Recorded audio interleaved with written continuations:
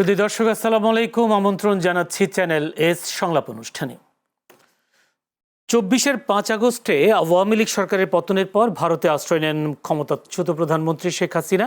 এরপর থেকে বাংলাদেশের সাথে ভারতের বরফ শীতল পরিস্থিতি তৈরি হয়।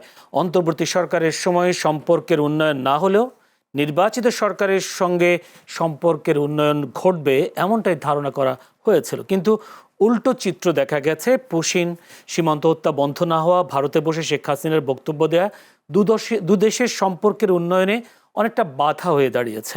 অবশ্য সাম্প্রতিক সময়ে উভয় দেশের মধ্যে কূটনৈতিক যোগাযোগ বৃদ্ধি পেয়েছে। শেখ হাসিনার ভারতে অবস্থান প্রত্যর্পণের দাবি এবং সীমান্ত ইস্যু নিয়ে আলোচনা চলছে।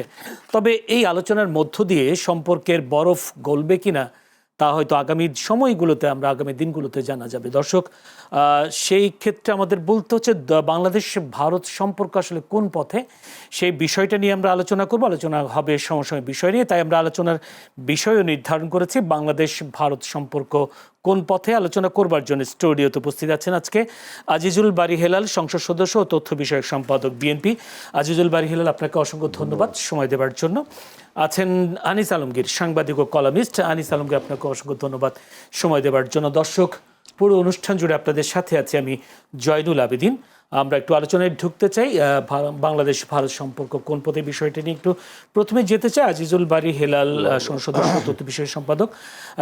হেলাল ভাই, আপনার কাছে প্রথম প্রশ্ন। আমরা দেখেছি কয়েকদিন ধরে দেখছি ভারতের সাথে বাংলাদেশের কূটনৈতিক সম্পর্ক অনেকটা চলছে, কথাবার্তা চলছে, আলোচনা চলছে। সার্জিও গোরা আসার পর থেকে আমরা দেখছি গতকালকে দীনেশ ত্রিবেদীর সাথে বৈঠক, এবং সেই সাথে আমরা দেখলাম, যদি বলি, রয়ের প্রধান তিনি এসছেন বাংলাদেশে। যদিও এটি স্বাভাবিক একটি সফর বলছেন প্রধানমন্ত্রী, তথ্য উপদেষ্টা। আপনার কি মনে হয় যে ৫ আগস্ট যে শেখ হাসিনা সংবাদ সম্মেলন করেছেন ভারতে, তার কারণে বাংলাদেশের সাথে ভারতের নতুন করে টানাপোড়েন সম্পর্ক সৃষ্টি হলো কিনা? এবং যদি সে পররাষ্ট্রমন্ত্রী ডক্টর খলিল রহমান তিনি বলেছেন বাংলাদেশের বিচার বিভাগের প্রতি বৃদ্ধাঙ্গুলি দেখিয়েছেন শেখ হাসিনা, অর্থাৎ ৫ আগস্টে সে বক্তব্য দিয়েছেন সেটা দিয়ে, আর সেই কাজটি ভারত সরকার করতেও দিয়েছে। আপনার কাছে প্রশ্ন, আসলে এই ৫ আগস্টের ভাষণ নিয়ে, তার বক্তব্য দিয়ে, সংবাদ সম্মেলন নিয়ে আসলে বাংলাদেশের ভারতের সাথে নতুন করে আবার কূটনৈতিক টানাপোড়েন সৃষ্টি হলো কিনা, এবং এই যে এখন আবার যে কূটনৈতিক বৈঠক চলছে, এর মধ্য দিয়ে আপনি কি আশা দেখছেন? দেখুন, ভারত বাংলাদেশ সম্পর্ক কখনো যে মধুর ছিল এরকম কিন্তু আপনি দিব্যি দিয়ে বলতে পারবেন না। অনেকে বলার চেষ্টা করেন, কিন্তু আমি ব্যক্তিগতভাবে রাজনৈতিক একজন কর্মী হিসাবে আমি দেখেছি যে কখনো ভারত বাংলাদেশ সম্পর্ক জন্ম থেকে জ্বলছে। যখন বাংলাদেশ স্বাধীন হলো তখন থেকে আমাদের সম্পর্ক একটা জ্বালাও পোড়াওয়ার মধ্যে, মানে সম্পর্কের জ্বালাও পোড়াও। এটা শুধুমাত্র ফ্যাসিস্ট হাসিনার আমলে বলা হয় যে ভারতের সাথে বাংলাদেশের সম্পর্ক ভালো, কারণ তখন বাংলাদেশ একটা সাবসার্ভিয়েন্ট পলিসির ভিতরে, সাবসার্ভিয়েন্ট একটা ক্লায়েন্ট স্টেটের মতো ভারতের কাছে থাকতো।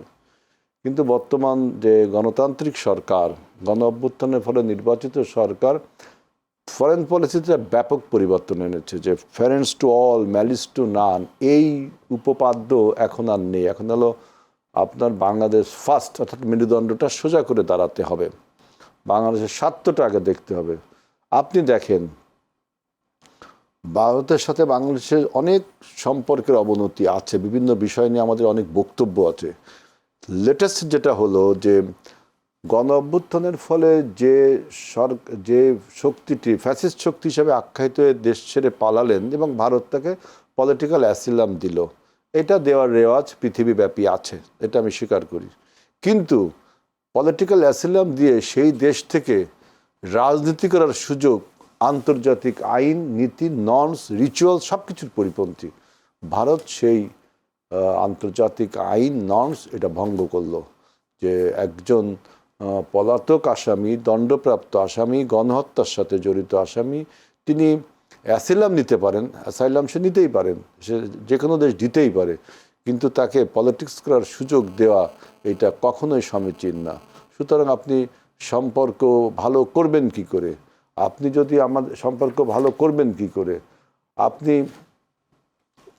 আমার দেশের এটা তো এক ধরনের আমাদের সার্বভৌমত্ব, আমাদের স্বাধীনতা, ইভেন আমাদের 24শে গণ অভ্যুত্থানের পরে বৃদ্ধাঙ্গুলি দেখানো হলো শেখ হাসিনাকে আপনি ওয়েবনারে বক্তব্য দেওয়ার সুযোগ দিয়ে। সুতরাং এই জন্য আমি দেখলাম যে একের পর এক ভারতের নেতৃবৃন্দ, বিশেষ করে কূটনীতিকরা, ইভেন আমেরিকার যিনি ভারতের অ্যাম্বাসেডার ওই যে গৌর, তিনিও আসলেন, দীনেশ ত্রিবেদী আসলেন, সবাই আসলেন।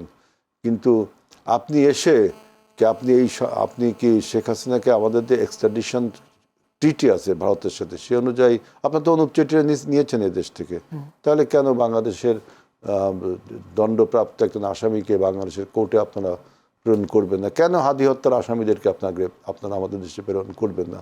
তাহলে আপনি এটা কিন্তু প্রতিবেশী সুলভ আচরণ বা একটা স্বাধীন দেশের উপরে কি একটা সুন্দর আচরণ হলো?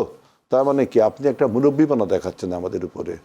কিন্তু আমাদের এই যে দেখেন, আপনি ভারত বাংলাদেশের আমাদের প্রধানমন্ত্রীকে আপনি দাওয়াত করবেন, স্টেট টু স্টেট ভিজিট হবে, সেখানে আপনি ব্রিক্সের মেম্বার না পর্যন্ত বাংলাদেশ, সেখানে বিমস্টেকে চেয়ার করছে এই পর্যায়ে বাংলাদেশ, সেই হিসাবে আপনি প্রধানমন্ত্রীকে দাওয়াত দিচ্ছেন। এটাকে আপনার আন্তর্জাতিক রীতি বা প্রতিবেশী সুলভ আচরণ হলো? একটা স্বাধীন সার্বভৌম দেশ, নতুন একটা সরকার, সেই সরকারকে আপনি দাওয়াত করছেন কি বিমস্টেকের একজন মেম্বার হিসেবে, আপনি তাকে বলছেন সাইড লাইনে বৈঠক করে, এটা হয়? সুতরাং বাংলাদেশ তার যে পজিশন, যে বাংলাদেশ ফার্স্ট, অর্থাৎ মেরুদণ্ডটা সোজা করে দাঁড়ানো, সার্বভৌমত্বকে টিকিয়ে রাখা এবং আন্তর্জাতিক অঙ্গনে আমাদের ভাবমূর্তি তুলে ধরা। সুতরাং আপনি এই সরকার ক্ষমতায় আসার পর দেখেন আপনি সীমান্তে পুশিন কেন করছেন? পুশিন করছেন আমাদের সমস্ত। আমার কাছে এখানে সবচেয়ে যে জিনিসটা অবাক লাগে যে দেখেন যে সরকার তার যেহেতু ক্ষমতায় আছে সরকার, তাকে রাষ্ট্রটা পরিচালনা করতে হয়, অনেক বাধা বিপত্তি তাকে তারপরেও এই শেখ হাসিনার এই ওয়েবনারের প্রোগ্রামটাকে তিনি আমরা একটা কঠিন বার্তা প্রেস নোটের মাধ্যমে দিয়েছি। কিন্তু আমার অবাক লাগে যে আমাদের দেশের বিরোধী দলগুলো যারা মুখে মুখে অনেক কথা বলে, কিন্তু দেখেন একটা প্রোগ্রাম করলো না যে শেখ হাসিনা ওইখানে মুখে বলছে যে শেখ হাসিনার বিচার করা দরকার, মুখে বলছে যে ফ্যাসিবাদের আর উত্থান না হয়, ফ্যাসিস্টের রিহ্যাবিলিটেশন হবে না, কিন্তু ফ্যাসিস্টকে ভারত যখন বক্তব্য দেওয়ার রাজনীতি করার সুযোগ দেয়, তখন সরকার তার সীমাবদ্ধতা, রাজনৈতিক এবং আন্তর্জাতিক সীমাবদ্ধতা সত্ত্বেও কিন্তু একটা আপনার ভ্যালিয়েন্ট স্টেপ নিয়েছে। অথচ বিরোধী দলগুলো আমি দেখলাম যে প্রায় নিশ্চুপ হয়ে যাচ্ছে। এইটা কিন্তু আমাদের গণ অভ্যুত্থানের প্রতি অবিচার করা হচ্ছে। আমি আসবো আপনার কাছে আজিজুল বারী হেলাল। জনাব আনিস আলমগীর, ভারত বাংলাদেশের সাথে সম্পর্কের উন্নয়ন করতে চায়, অন্যদিকে জুলাই অভ্যুত্থানের বর্ষপূর্তিতে ভারতে বসে সাবেক প্রধানমন্ত্রী শেখ হাসিনাকে সংবাদ সম্মেলন করতে দেয়া, ভারতের এই নীতিকে আপনি কিভাবে দেখছেন? যদিও এই বিষয়টিকে বাংলাদেশের পক্ষ থেকে বলা হচ্ছে এটা ভারত দ্বিচারিতা ভূমিকায় আছেন বা দ্বিচারিতা আচরণ করছেন, আপনার একটু বিশ্লেষণ শুনতে চাই। দেখেন, এই যে রাজনৈতিক আশ্রয় নিয়ে কর্মকাণ্ড চালানো, এটা আন্তর্জাতিক একটা নিয়ম আছে, কিন্তু অন্য দেশের বিরুদ্ধে রাজনীতি করতে দেওয়ার এই যে সুযোগ দেওয়া, এটা একটা শিষ্টাচারের মধ্যে পড়ছে কিনা এটা একটা কোয়েশ্চেন হয়। সাবেক প্রধানমন্ত্রী শেখ হাসিনার ক্ষেত্রে যেটা হয়েছে, আপনি একটু স্পষ্ট করে বলেছেন যে বিশেষ একটা দিনে এটা করতে দেওয়া, এটা কিন্তু এক ধরনের একটা মেসেজ কিন্তু। এবং ব্যক্তিগত বক্তব্যের অজুহাত তুলে ভারত এখানে বলতেছে যে এটা আমাদের ইয়েতে তো পড়ে না, আমরা এটা ব্যক্তিগত মতামত দিতে বা কথা বলতে বাধা দিতে পারি না। কিন্তু শেখ হাসিনা কিন্তু একটা ব্যক্তি না, এটা উনি একটা দেশের সাবেক প্রধানমন্ত্রী। ধরে নিলাম ওনাকে আমাদের রাষ্ট্রীয় বাহিনী দিয়ে এসেছে, যেই কারণে হোক বা পালিয়ে গেছেন উনি বা পালাতে বাধ্য হয়েছেন, আমরা যেই নামে ডাকি এগুলো রাজনৈতিক ইয়েতে যেটাই বলি, মোট কথা হচ্ছে যে উনি এখান থেকে মানে প্রাণের ভয়ে আরেকটা দেশে আশ্রয় নিতে হয়েছে। সে আশ্রয় নিয়ে ওইখানে সসম্মানে আছেন, কিন্তু বাংলাদেশ বিরোধী কর্মকাণ্ড বলতে আমরা যেটা বুঝি, সেই জায়গাটা আরেকটা রাষ্ট্র বাধা দেওয়ার ক্ষেত্রে দুইটা জিনিস হতে পারে। একটা হচ্ছে বাংলাদেশে অস্থিতিশীল করে তোলা, তার বক্তব্য এবং অন্যান্য ঘটনার মধ্য দিয়ে বাংলাদেশে একটা নির্বাচিত সরকারকে হটিয়ে দেওয়ার ষড়যন্ত্র করা, এগুলো কিন্তু খুব তখন ইয়েতে পড়ে, আপনার দৃষ্টিতে পড়বে। শেখ হাসিনার ক্ষেত্রে সেগুলো হচ্ছে কি না, এটা একটি বিরাট কোয়েশ্চেন। আপনি ওই দেশে থেকে রাজনীতি করার যে কথাটা বললে, সেটা তো আমাদের দেশের নেতা নেত্রীরা তো বিভিন্ন দেশে একটা দোকান খুলে বসেছে, বিভিন্ন রাজনৈতিক দল দোকান খুলে বসেছে, সব দেশে আছে। যে বিএনপি অমুক শাখা, আওয়ামী লীগের অমুক শাখা, সব দেশে আছে না? তো সেই দেশে ওরা কি বক্তৃতা দিচ্ছে না বাংলাদেশ সম্পর্কে? দিচ্ছে তো। তো এখানেও কি সেটাকে আমরা ওই দৃষ্টিতে দেখব, না আরও বৃহত্তর ইয়েতে দেখব? সেটা কিন্তু একটা কোয়েশ্চেন আছে। কারণ এই ধরনের রাজনীতি কিন্তু আমাদের তারেক রহমানও করেছেন। উনি যখন ইয়েতে ছিলেন, লন্ডনে ছিলেন, লন্ডন থেকে উনি বাংলাদেশের রাজনীতি করেছেন না? তো তাহলে ভারতের মাটিতে বসে যদি কেউ করে, সেটা দেখতে হবে যে কোন মাত্রায় করছে।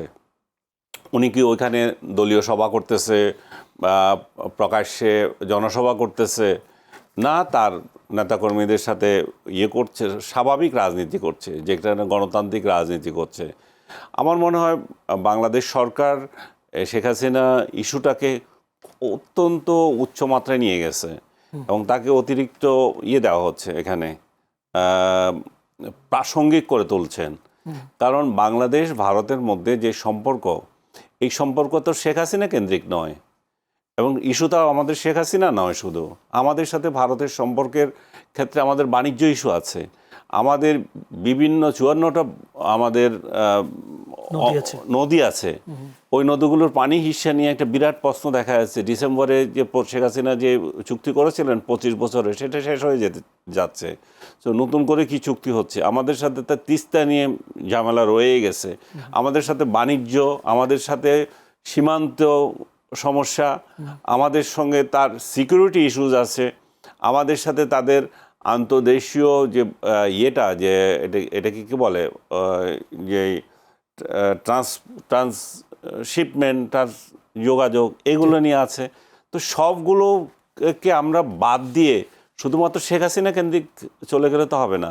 সে বাংলাদেশের সাথে ভারতের সম্পর্ক এমন বিস্তৃত, এত ইস্যুজ রয়ে গেছে, আমাদের সেসব জায়গাতেও আমাদের মাথা ঘামাতে হবে, শেখ হাসিনাকে অত গুরুত্ব না দিয়ে। শেখ হাসিনাকে রাজনৈতিক ওইখানে কথা বলার যে, উনি যে বিদেশে যে কথা বলেন, সেটাও বাংলাদেশে প্রকাশে আমরা নিষেধাজ্ঞা দিয়েছি। এইটাও এই যুগে এগুলো চলে না। কারণ আপনি বাধা দিলে বরং এখানে আরও বেশি উৎসাহ তৈরি হচ্ছে, গন্ধমপলের মতো, যে কেন বাধা দিয়েছে, কি জিনিস সেটা। শেখ হাসিনাকে আসলে সরকারি দল খুব বেশি প্রাসঙ্গিক করে তুলতেছে। আমার মনে হয় এত প্রাসঙ্গিক না করে ভারত বাংলাদেশের যে সম্পর্কটা, এটা স্বাভাবিক মাত্রায় কিভাবে এগিয়ে নেওয়া যায়, আমাদের সেই সব জায়গায় কাজ করা উচিত। তবে কিভাবে সম্ভব? যেহেতু সরকার তো বলে দিয়েছেন ভারতকে যে আপনারা যেন শেখ হাসিনা ভারতে বসে যেন কোনো রাজনৈতিক বক্তব্য দিতে না পারে, সে তো বারবার বলা হচ্ছে। এই জায়গায় আসি আমি। তাহলে আমরা আসলে আমাদের কূটনীতিটা এত মানে কূটনৈতিক কৌশলেরও আমাদের পরিবর্তন। আমাদের একদিকে যেমন কূটনৈতিক কৌশল থাকবে, আরেকদিকে কিভাবে আমরা এই সমস্যার সমাধান করব সেই ব্যাপারেও যেতে হবে। আমরা যেমন কূটনৈতিক বিষয়ে আমরা নোট ভার্বাল দিচ্ছি, আমরা শক্ত প্রতিবাদ করছি, আরেকদিকে আমাদের ব্যাকডোরে আমাদের আরেকটা আলোচনা থাকতে হবে আমাদের পারস্পরিক বিশ্বাসের ভিত্তিতে। আমরা তবে যেটাই হোক, সেটা বাণিজ্য বলেন, নিরাপত্তা বলেন এবং ভৌগোলিক সংযোগ বলেন, যে এটা বজায় রাখতে চাই আমরা, কিন্তু সেটা যে কোনো মূল্যে আমাদের সার্বভৌমত্বের প্রতি যে সম্মান, যে আমাদের বাংলাদেশের জনগণের আকাঙ্ক্ষার বাইরে যাতে না হয়, ভারতকে আমরা এই বার্তা দিয়ে দিতে হবে যে তোমরা এমন কিছু করো না। জি, কেউ বলছেন যে, আনিস ভাই, কেউ বলছেন যে এরকম শেখ হাসিনা কার্ড ব্যবহার করে ভারত বাংলাদেশে কর্তৃত্ব প্রতিষ্ঠা করবার একটা চেষ্টা চালাচ্ছে, এরকম একটা অভিযোগ।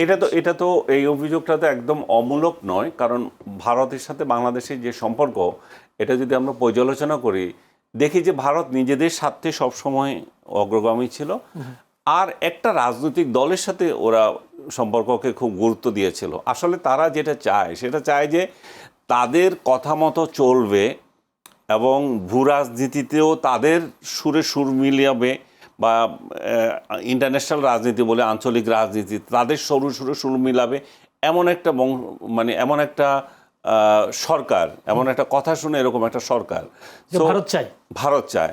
তো তাহলে তারা সেই জায়গায় তারা সবসময় যে ভুলটা করে আসছে, যে রিলেশনটা স্টেট টু স্টেট করে নাই। এটা শেখ হাসিনা কালকে নাও থাকতে পারেন, তাহলে এই সম্পর্কটা কিভাবে এগিয়ে যাবে? দুই পক্ষের, দুই দেশের একটা পারস্পরিক শ্রদ্ধার এবং বুঝাবুঝির মধ্যে এটা করতে হবে। এটা যদি একটা রাজনৈতিক দল কেন্দ্রিক হয়ে যায় সেটা ভারতের পক্ষে মোটে ভালো না। আবার আমরাও শুধুমাত্র শেখ হাসিনাকে নিয়েই যে আমাদের দুই দেশের রাজনীতিকে প্রাধান্য দেবে, যেটা আমি আপনাকে আগেও বললাম, যে সেটা যাতে না হয়, কারণ এটা শেষ না। জি, অসংখ্য ধন্যবাদ। আজিল বারী হেলাল, আনিস আলমগীর একটি বলছিলেন যে শেখ হাসিনা বিদেশে বসে বক্তব্য দেওয়াটা তো সমীচীন হতে পারে, যেহেতু অতীতে আমাদের বর্তমান প্রধানমন্ত্রী তারেক রহমান লন্ডনে বসে তিনি রাজনৈতিক দল পরিচালনা করেছেন, তাহলে শেখ হাসিনার ক্ষেত্রে কেন বাধা?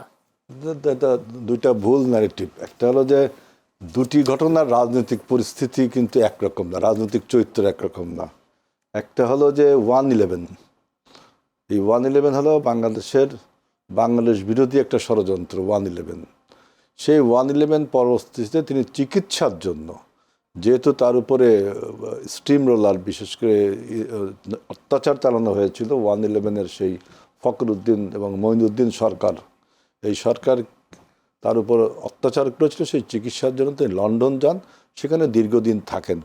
রাজনৈতিক পরিস্থিতি অনুকূলে ছিল না, তিনি দেশ থেকে আসেননি। কিন্তু শেখ হাসিনা কি, তিনি জনগণ কর্তৃক প্রত্যাখ্যিত, রাজনৈতিকভাবে পরাস্ত এবং একটা জেনোসাইডের সাথে যিনি আসামি, গণহত্যার আসামি, দেশে গণহত্যা চালিয়েছে, মানে সেই যে আপনার কম্বোডিয়ার পলপট সরকারের মতো জেনোসাইডের সাথে জড়িত। যেমন ইরানের শাহ পালিয়ে গিয়েছিল ইরান থেকে, তাই না? আপনার চীন থেকে দালাই লামা গেছে, অনেক দালাই লামাটা হলো রাজনৈতিক, এবং সেখানে কিন্তু শেখ হাসিনা কি, জনগণ কর্তৃক তার বিরুদ্ধে গণ অভ্যুত্থান হয়েছে, তার বিরুদ্ধে গণ অভ্যুত্থান, এটাকে অনেকে আবার বিপ্লবও বলি আমরা। তো সেই মানে ইতিহাসের খলনায়ক হিসেবে গেছেন। তাই দুইটি ঘটনা এক হলো, তারেক রহমানেরটা হলো যে একটা 1/11-এর পরিস্থিতিতে একটি সরকারকে আপনার সরিয়ে ফেলা হলো, সেখানে কিন্তু একটা সেনাবাহিনী দ্বারা অভ্যুত্থান, গণ অভ্যুত্থান, একটা সামরিক কু বলতে পারেন, করে বিএনপির থেকে ক্ষমতা নিয়ে বিএনপির নেতা নেতৃত্বের উপর অত্যাচার করলো। চিকিৎসার জন্য তিনি গেলেন বিদেশে, সেখান থেকে তিনি দীর্ঘদিন থাকার পরে আসলেন, তাই না? তখনের সেই ষড়যন্ত্রের সরকার তার বিরুদ্ধে অনেক মামলা দিয়েছে। সেই মামলা আবার আপনার জসকোর্টে একজন বিচারপতি, ম্যাজিস্ট্রেট কোর্টে তিনি তাকে বেকসুর খালাস দিলেও সরকার সেই ম্যাজিস্ট্রেটকে দেশছাড়া করছে, মানে একটা ফ্যাসিস্ট মাফিয়া স্বৈরাচারের কায়দায়। কিন্তু শেখ হাসিনাটা কি একই জিনিস? বাংলাদেশের 20 কোটি মানুষ যার বিরুদ্ধে, আপনি আওয়ামী লীগের একটা অংশকে ধরতে পারেন, কিন্তু তারা তো পরাস্ত হয়েছে 20 কোটি মানুষের কাছে, টোটাল মানুষ, একটা গণ অভ্যুত্থান।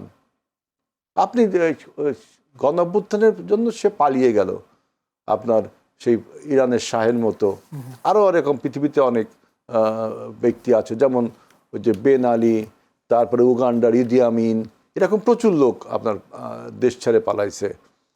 যে মিশর বিপ্লবের সময় সেই রাজা ফারুক, তাদেরকে আপনি দেশে আসার ঘটনা, আর আপনি লেনিন চলে গেল দেশ ছেড়ে, খোমেনি চলে গেল, একই রকম মনে করেন নাকি আপনি? এটা তো খলনায়ক ছিল না, লেনিন খোমেনি এরা কি খলনায়ক ছিল? তারেক রহমানও খলনায়ক ছিল না। তিনি রাজনৈতিক পরিস্থিতিতে নির্যাতিত হয়েছেন, চিকিৎসার জন্য গেছেন দীর্ঘদিন। দুটো ঘটনা এক না কিন্তু।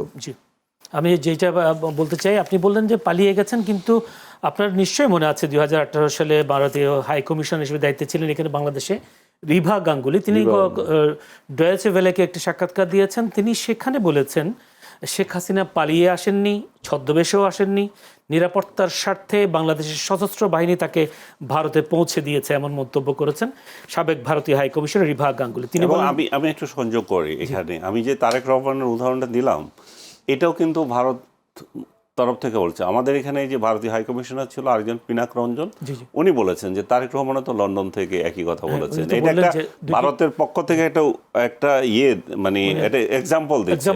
ভালো, আপনি ভালো ব্যাখ্যা দিচ্ছেন এখানে। ভিন্ন মত পর্যন্ত দুইটা ঘটনা একই নয় তিনি বলছেন।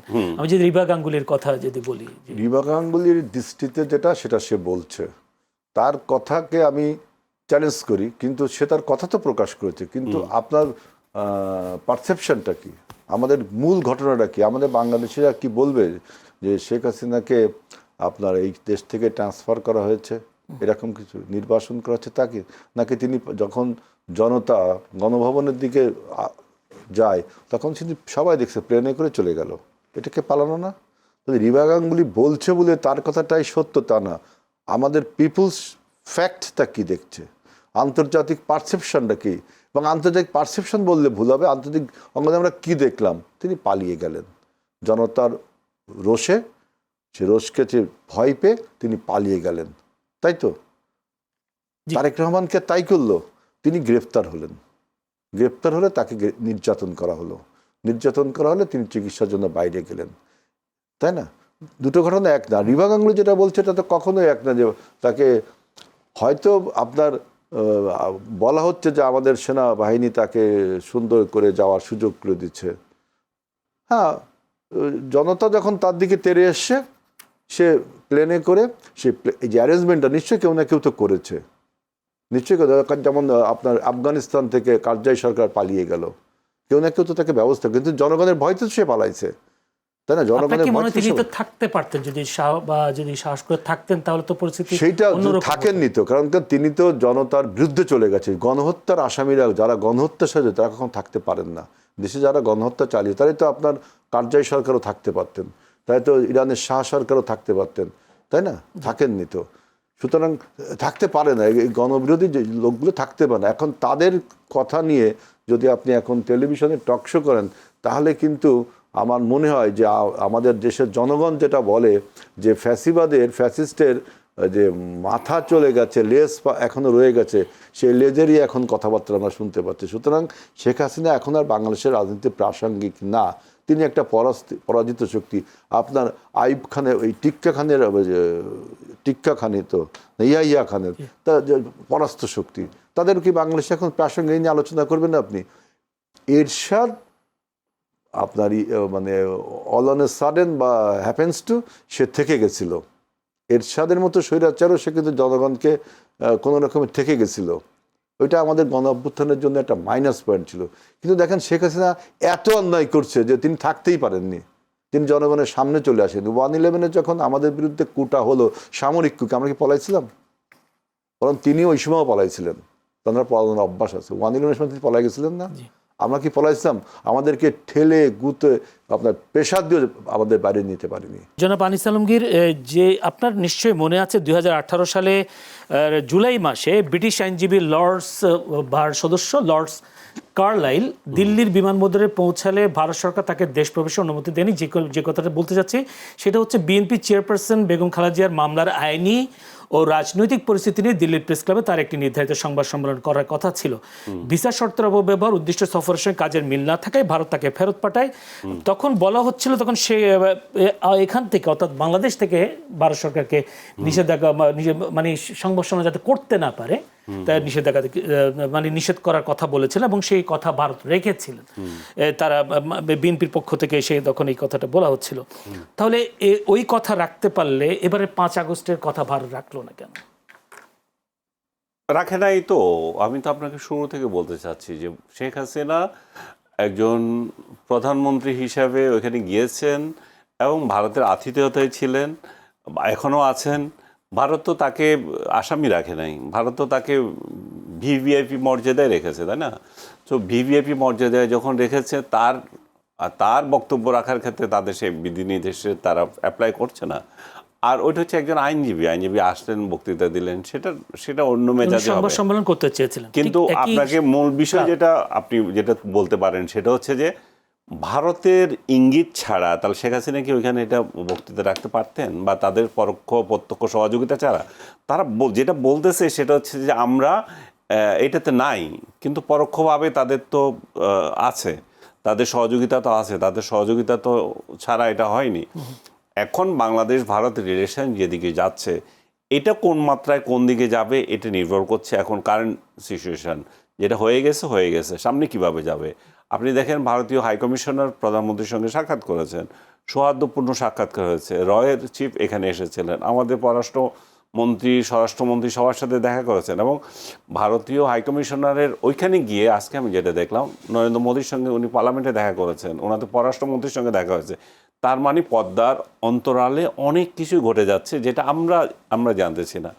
সেই সেই দৃশ্যপটে আমি মনে করি যে ভারত বাংলাদেশের সম্পর্ক নতুন মাত্রায় যাবে। এখানে শুধু শেখ হাসিনা কেন্দ্রিক একটা মানে একটা ডোবার মধ্যে ইয়েতে বন্ধ হয়ে যাবে সেটা নয়।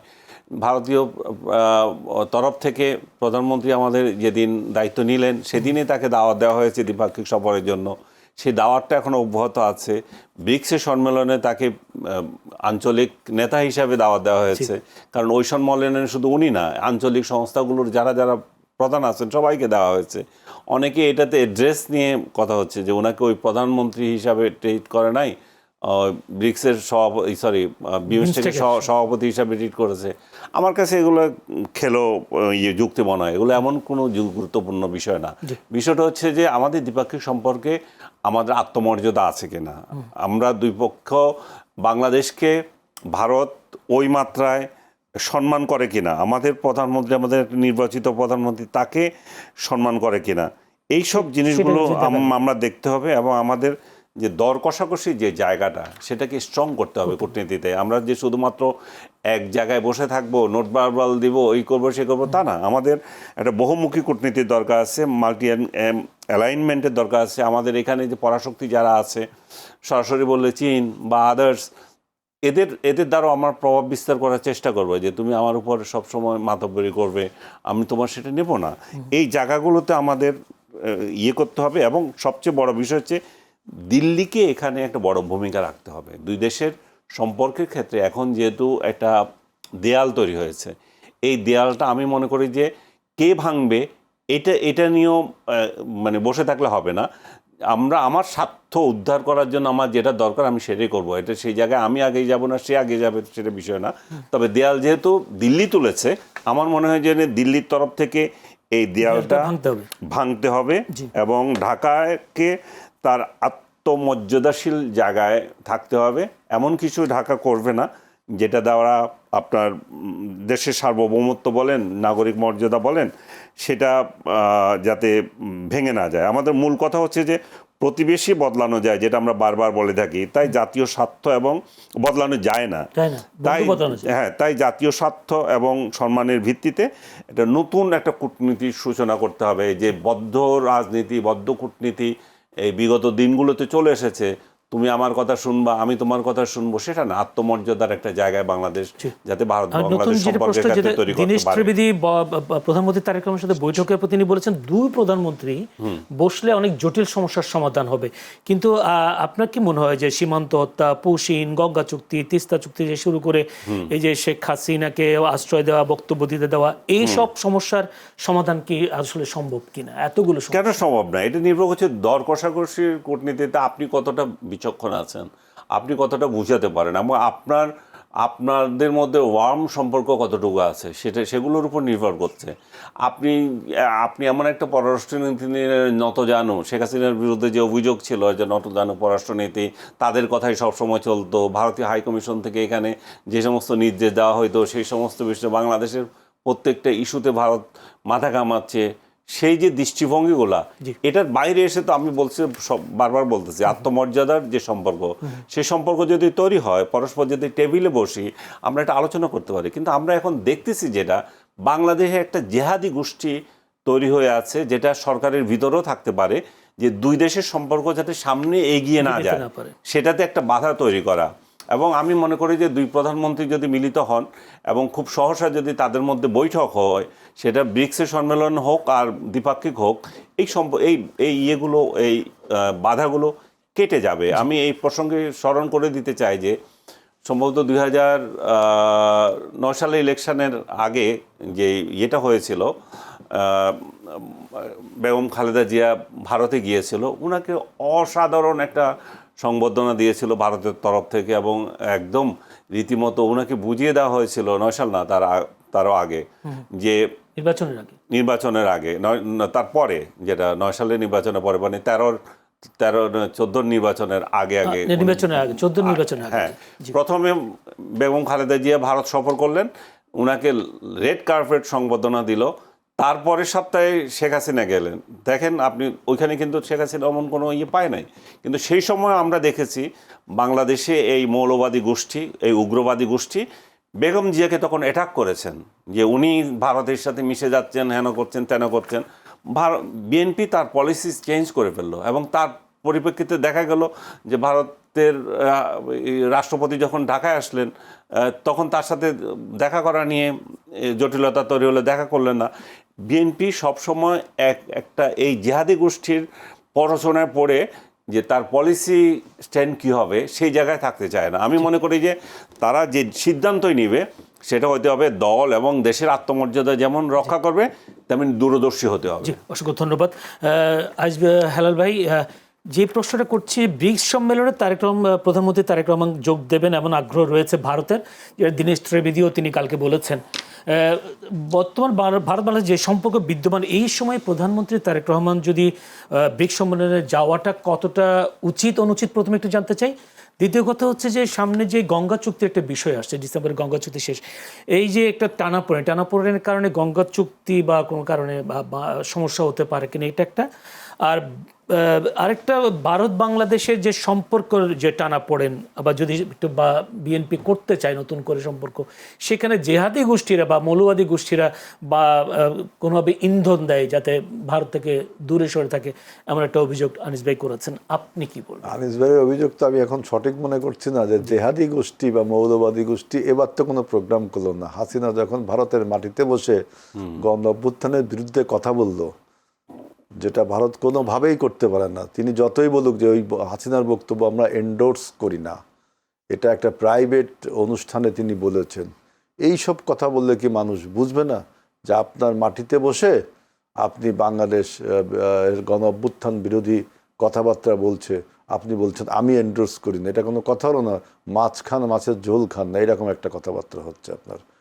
আর আনিস ভাই যেটা বলছেন যে জেহাদি গোষ্ঠী, মৌলবাদী গোষ্ঠী, আমি খুশি হতাম যদি এইবার যে ভারতের মাটিতে বসে হাসিনা বক্তব্য দিল সেইটার নিন্দা জানিয়ে তারা অন্তত মিছিল মিটিং সমাবেশ করতো, তাহলে আমি আনিস ভাইয়ের এই উপপাদ্য বা এই থিওরিকে আমি মেনে নিতে পারতাম, বুঝছেন? সুতরাং আর ভারত দেখেন, আপনি বলছেন সম্পর্ক আপনি গত 56 বছরে কোনো কথা কি ভারত রেখেছে?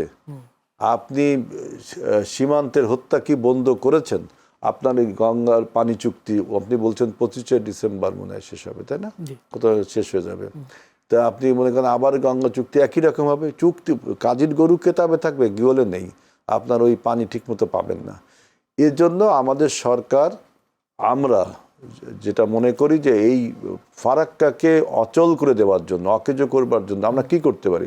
আমরা যদি পদ্মা ব্যারেজটা করতে পারি, তাহলে আপনি যখন ফারাক্কায় পানি আটকাবেন, তখন এই যে বৃষ্টির পানি বা আপনি যখন বন্যার সময় পানি ছেড়ে দেবেন, ওই পানি আমরা ব্যারেজে আটকাবো। আপনি গেট বন্ধ করবেন, আমি গেট খুলে দেব। আপনি গেট খুলে দেবেন, আমি গেট বন্ধ করব। এইরকম একটা আমাদের হাতে এরকম একটা শক্তি না থাকলে, পদ্মা ব্যারেজটা যদি করতে পারি, তা দেখবেন যে ফারাক্কা বাঁধের কার্যকারিতা নষ্ট হয়ে যাবে এবং পশ্চিমবঙ্গের লোকও খুশি হবে সেটা। সুতরাং আপনি এই যে ফারাক্কার মতো একটা জিনিসকে হাতিয়ার হিসেবে বাংলাদেশের সম্পর্ক উন্নয়নের কথা বলবেন, যে ফারাক্কার পানি ছেড়ে দেবো, ফারাক্কা চুক্তি হবে না, তিস্তার চুক্তি হবে না, আমরা তার বিকল্প তৈরি করা ছাড়া গত 56 বছরে কোনো কিছু হয়েছে, কোনো জিনিস আমাদের সম্পন্ন হয়েছে আপনি বলেন? ভারত যাই বলুক না কেন, কোনো কিছুতেই আমি দেখলাম না যে তালপট্টি নিয়ে গেল, কিছু করলো, কিছু করতে পারলাম। সুতরাং এখন যদি আপনি মনে করেন যে তাহলে আমরা যে সবসময় আওয়ামী লীগ সময়ে শুনতাম ভারত বন্ধু দেশ, তাহলে বন্ধু দেশ ছিল না? শুনুন, আওয়ামী লীগ যত বছর বাংলাদেশের ক্ষমতায় ছিল, বিশেষ করে এই 17 বছর, আমি যদি এই 17 বছর তিনি বিদেশি রাষ্ট্রগুলোর সহায়তায়, জনগণের ভোটের বিনিময় না, জনগণের রায়ের বিনিময় না, বিশেষ করে বিদেশি কিছু রাষ্ট্র, এর মধ্যে গুরুত্বপূর্ণ হলো ভারত, তাকে ক্ষমতায় রেখেছিল।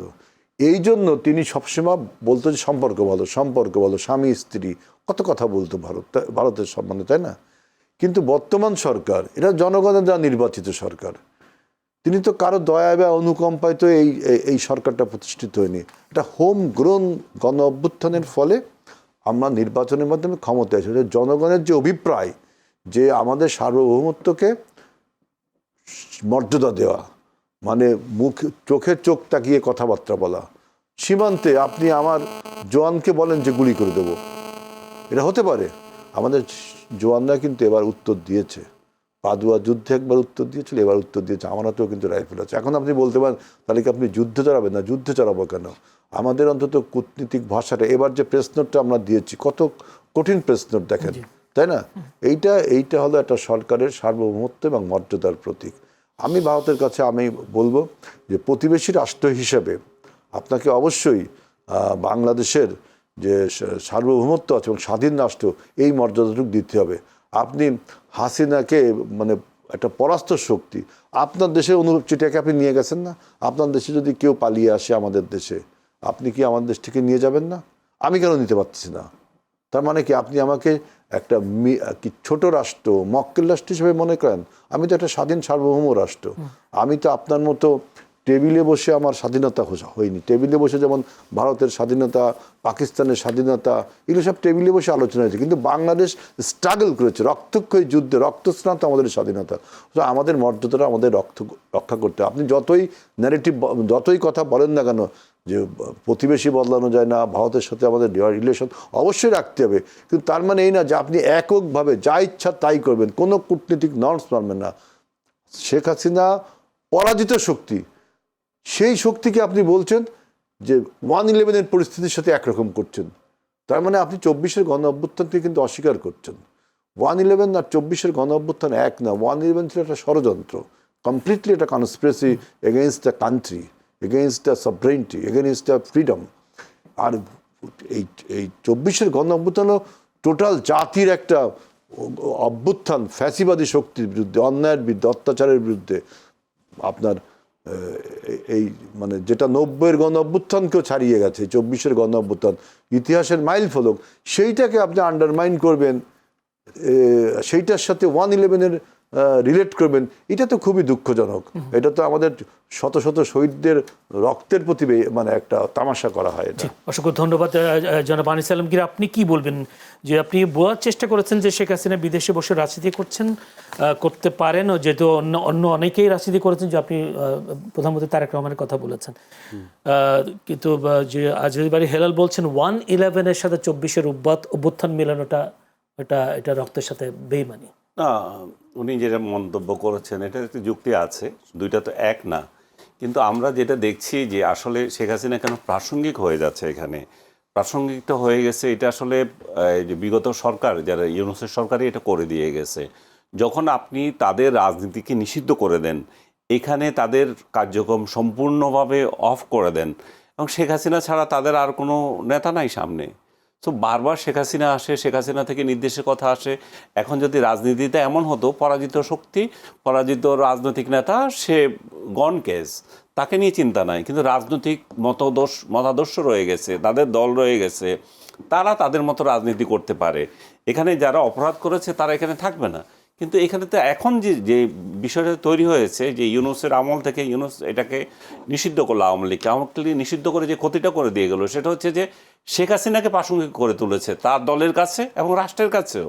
শেখ হাসিনা কিন্তু এখানে উনি যেটা বললেন যে একটা পরাজিত শক্তি, উনি পরাজিত স্বৈরশাসক, কর্তৃত্ববাদী শাসক, উনি গনকেস হয়ে যেতেন, কিন্তু ওনাকে গনকেস করতে দেয় নাই ইউনূস, ওনাকে গনকেস করতে দিচ্ছে না বর্তমান সরকারও, কারণ তাদের দলটাকে নিষিদ্ধ করে রেখেছে, এবং শেখ হাসিনাও তার দলের নেতৃত্ব কোনো চেঞ্জ করছেন না, তো উনি আছেন। এবং শেখ হাসিনার একেবারে তৃণমূল থেকে শীর্ষ পর্যায়ে সবাই শেখ হাসিনার কথাই বলে। আপনি কি দেখছেন কখনো কোনো একটা নেতার মুখে শুনছেন যে আমরা শেখ হাসিনাকে চাই না, আমরা নতুন কাউকে চাই?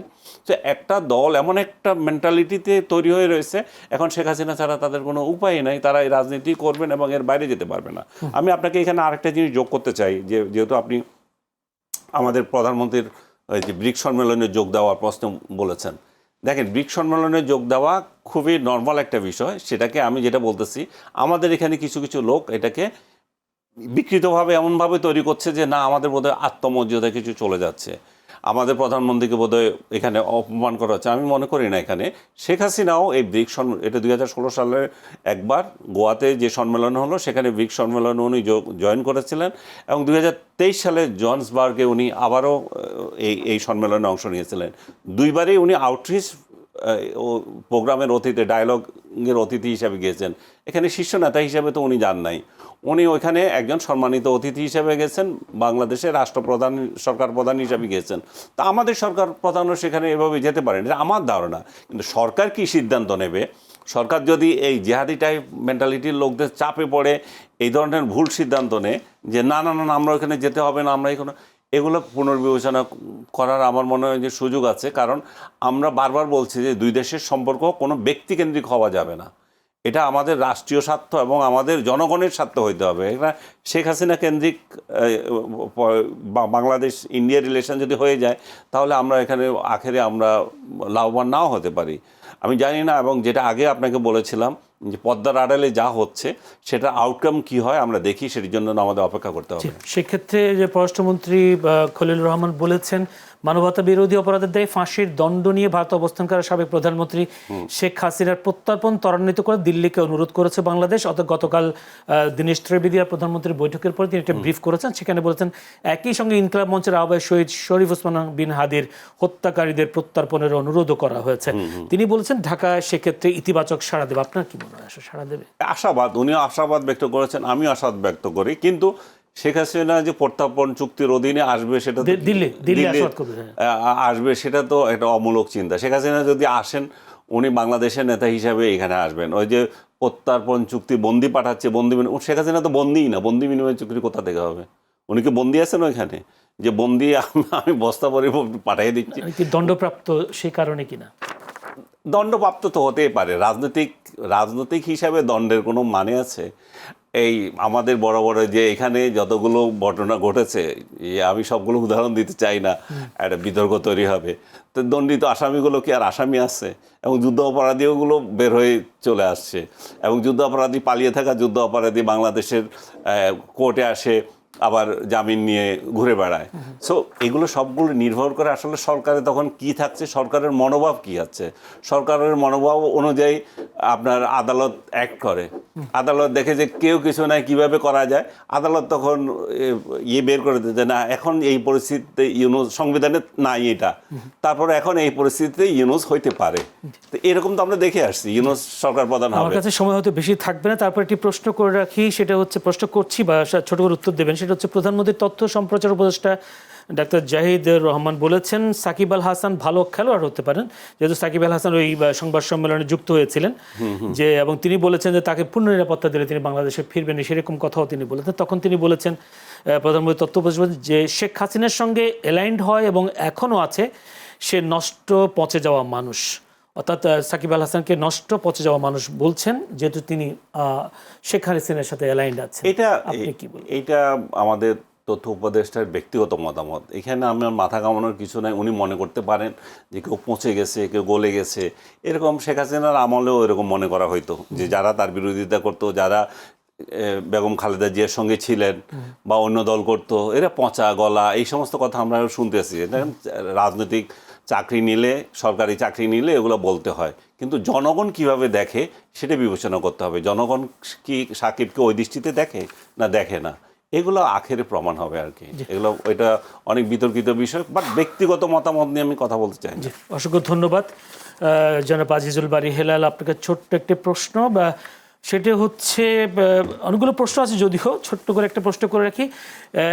বা যদি জুলাই স্মৃতি অভ্যুত্থান, অর্থাৎ জুলাই অভ্যুত্থান স্মৃতি জাদুঘর হয়েছে, সেখান থেকে নাহিদ ইসলাম অর্থাৎ এনসিপির আহ্বায়ক, তিনি একটা বক্তব্য দিয়েছেন। তিনি বলছেন ভারতের ভয়ে জুলাই গণ অভ্যুত্থান স্মৃতি জাদুঘর থেকে ভারতীয় আগ্রাসন বিরোধী কিছু নিদর্শন সরকার সরিয়ে ফেলেছে। তিনি বলেছেন সীমান্ত হত্যাকাণ্ডের শিকার ভাই বোনদের একটা তালিকা ছিল, ফেলানের ভাস্কর্য ছিল, মোদী বিরোধী আন্দোলনের কিছু স্মৃতি ও ছবি ছিল, সেই সব তালিকাগুলো, ছবিগুলো সরিয়ে ফেলা হয়েছে। এখানে আমি নাহিদ ইসলামের এই বক্তব্যের জবাবটা আমি দিচ্ছি, তার আগে একটু আমি আপনাদের বলে নিই। আপনারা 24-এর গণ অভ্যুত্থানকে আমি এক ধরনের আন্ডারমাইন্ড করা হচ্ছে। 24-এর গণ অভ্যুত্থানটা মনে হয় ভুল ছিল আমাদের, এরকমই একটা বক্তব্য আমার কাছে মনে হচ্ছে। যে 24-এর গণ অভ্যুত্থান, যেমন 24-এর গণ অভ্যুত্থানটাকে আপনারা 1/11-এর মতো মনে করছেন, আপনারা সেই মানে সরকার আসে সরকার যায় সেরকম মনে করছেন না। 24-এর গণ অভ্যুত্থানে যারা জনগণের বিরুদ্ধে দাঁড়িয়েছিল। গণহত্যা, জেনোসাইড, 71-এর গণহত্যা, 24-এর গণহত্যা একই রকমের। আপনি ইয়াহিয়া খানকে কি এখন প্রাসঙ্গিক মনে করতে পারেন? আপনি পাকিস্তানের শাসক গোষ্ঠীকে কি আপনি বলতে পারেন যে আখেরে দেখা যাক কি হয়? এটা হতে পারে। ঠিক একই রকম শেখ হাসিনা মানে পলিটিক্যালি এখন abundant, Awami League politically abundant. এইটা যদি আপনি না মনে করেন তাহলে 24কে আপনি ধারণ করতে পারলেন না। এটা 20 কোটি জনগণের এইটাই আকাঙ্ক্ষা। সুতরাং আপনি জার্মানির নাৎসি পার্টি বা ইটালির ফ্যাসিস্ট পার্টি বা ইরাকের বাথ পার্টি, এইসব পার্টি কি ওই সব দেশে রাজনীতি করতে পারছে? তো আওয়ামী লীগের অবস্থা তাই, শেখ হাসিনার অবস্থা তাই। সেই রোটেন একটা politically rotten, politically abandon, politically defeated, politically সে আপনার কিলার হিসেবে পরিচিত বাংলাদেশের মানুষের কাছে, তাকে আপনি প্রাসঙ্গিক করে তুলছেন। এইটা কখনো বাংলাদেশের 24-এর গণ অভ্যুত্থানের প্রতি বেইনসাফি করা হচ্ছে। এটা শেখ হাসিনা তো অনেক সম্মান, বাক সম্মান হয়ে গেছেন। রাষ্ট্রের টাকা অপচয় করে বিশাল এন্টোরেজ, হাজার শত লোক নিয়ে উনি বাক সম্মান হয়ে গেছেন। এমন কোনো সম্মান পৃথিবীতে হয়নি যে শেখ হাসিনা যায়নি দেশের রাষ্ট্রীয় টাকা অপচয় করে।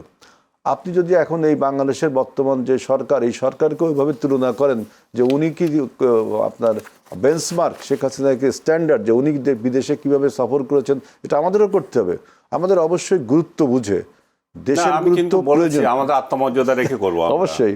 আমি উদাহরণ দিচ্ছিলাম আমি মেম্বারই না, আগে আমি কি ব্রিক্সের মেম্বার? আমি অবজারভার হিসেবে যাবো ওইখানে? হ্যাঁ, যেতে পারেন, আন্তর্জাতিক এক্সপোজারের জন্য যেতে পারেন, কিন্তু সরকার কোনটা এক্সপোজার নিবে, কোনটা করবে সরকারের। আপনি বলতেই পারেন যে যাওয়া উচিত, আমি বলতে পারি যাওয়া উচিত না, আবার যাওয়া উচিত, কিন্তু সরকার তার সঠিক সিদ্ধান্তটাই নিবে। এখন নাহিদ ইসলাম যেটা বলছে, এটা যদি সে মিন করতো তাহলে আমার খুব ভালো লাগতো।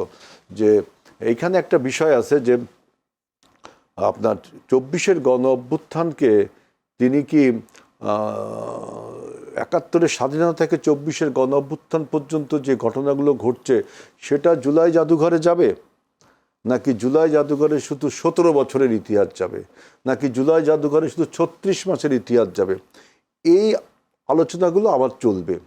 সিদ্ধান্ত নতুন একটা আপনার জাদুঘর করা হয়েছে, সেখানে যদি এই যে ভারতীয় আধিপত্যবাদের যে চিহ্ন থাকে, সেই চিহ্নগুলো যদি সরাই নেওয়া হয়, আমি জানি না সরানো হয়েছে কিনা, তাহলে নিশ্চয়ই কোনো একটা সিদ্ধান্তের মাধ্যমে হয়েছে। কারণ 55 বছর বা 56 বছর ব্যাপী ভারতের যে আধিপত্যবাদী থাবা আমাদের দেশের প্রতি, সেই সব চিহ্ন কোন জাদুঘরে থাকবে? জুলাই জাদুঘরে, না 71-এর জাদুঘরে, বা 90-এর জাদুঘরে, বা কোন জাদুঘরে? এটা একটা সিদ্ধান্তের ব্যাপার। তবে নাহিদ ইসলাম যদি এটা মিন করতো যে ভারতীয় আধিপত্যবাদী শক্তিকে তিনি বা শেখ হাসিনাকে যে এখন প্যাট্রোনাইজ করছে, একটা পরাস্ত শক্তিকে, তাকে প্যাট্রোনাইজ করছে, তার বিরুদ্ধে তো সে কোনো কথা বললো না। এই জন্য আমি বলছি সেটা মিন করে কিনা। তার বক্তব্যকে আমি স্যালুট করি, কিন্তু সে যদি যে 5ই আগস্টে আমাদের গণ অভ্যুত্থানের দিবসে যে ওয়েবনারে বক্তৃতা দিল শেখ হাসিনা, সেদিন তারা কেন কোনো প্রোগ্রাম করলো না? সেদিন তারা বিদ্যুৎ গ্যাসের দাবিতে এটা দরকার আছে, কিন্তু সেদিনই তারা সচিবালয় ঘেরাও করলো 11 দল। কিন্তু 11 দল শেখ হাসিনার এই বক্তব্যের এগেনস্টে বা ভারতের এই দ্বিমুখী নীতির বিরুদ্ধে কোনো কথা বলল না। সুতরাং নাহিদ ইসলামের এই বক্তব্যকে আমি আরও সম্মান জানাতাম যদি আমরা যেভাবে শেখ হাসিনার এই আশ্রয় প্রশ্রয় দেওয়াকে, ভারতের এই নীতিকে আমরা যেভাবে প্রতিবাদ করছি, তারাও যদি সেভাবে প্রতিবাদ করত। পলিটিক্যাল মাইলেজ নেওয়ার জন্য যে সমস্ত প্রতিবাদ তারা করে, এইগুলো কিন্তু জনগণ বোঝে। অসংখ্য ধন্যবাদ আজিজুল বারী হেলাল। আপনি কি কিছু বলবেন? কিন্তু আমার কাছে সময় নেই। আমার অসংখ্য ধন্যবাদ। আজিজুল বারী হেলাল সংসদ সদস্য, তথ্য বিষয়ক সম্পাদক বিএনপি ছিলেন। আনিস আলমগীর, সাংবাদিক ও কলামিস্ট, দুজনকে অসংখ্য ধন্যবাদ আজকের এই আলোচনায় তারা যুক্ত হবার জন্য। দর্শক, পুরো অনুষ্ঠান আপনারা ধৈর্য ধরে দেখবার জন্য আপনাদেরও প্রাণঢালা অভিনন্দন, শুভেচ্ছা জানাচ্ছি। এবং সেই সাথে আগামীকাল একই সময়ে চ্যানেলের সংলাপ অনুষ্ঠান দেখার আমন্ত্রণ জানিয়ে আজকের মতো বিদায় নিচ্ছি। ভালো থাকবেন সবাই।